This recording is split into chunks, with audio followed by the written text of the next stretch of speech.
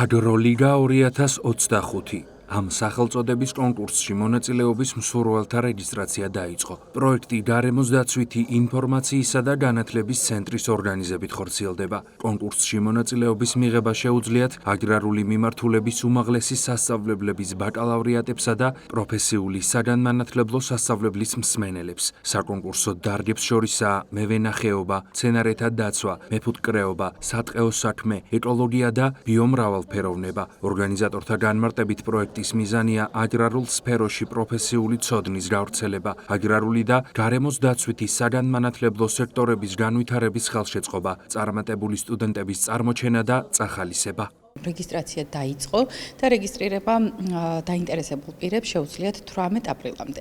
თვის ბოლომდე უკვე გამოვლინდებიან გამარჯვებულები.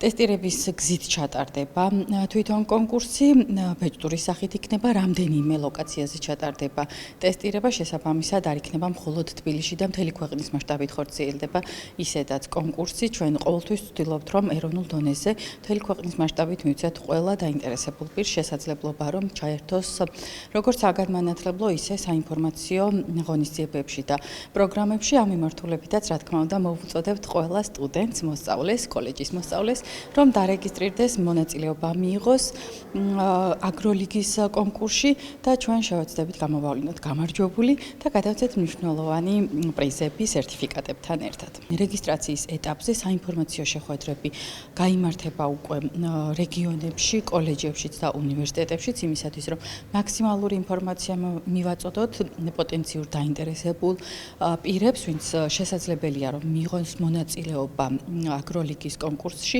ასევე მნიშვნელოვანი არის, რომ რეგისტრაციის შემდეგ, ონლაინ რეგისტრაციის შემდეგ, მათ ექნებათ წვდომა სავარჯიშო პლატფორმაზე, რაც ნიშნავს იმას, რომ ამ მიმართულებით ტესტების შევსების შესაძლებლობა ექნებათ, რომ წინასწარ გადამოწმონ უკვე საკუთარი ცოდნა გამოცხადებული დარგების მიმართულებით, საკონკურსო დარგების მიმართულებით და შემდეგ უკვე კონკურსის ჩატარების ეტაპზე, რომელიც ტესტების სახით იქნება, შესაძლებლობა ექნებათ, რომ გადამოწმებული ცოდნით მივიდნენ უკვე ასე ვთქვათ კონკურსის საბოლოო ეტაპზე.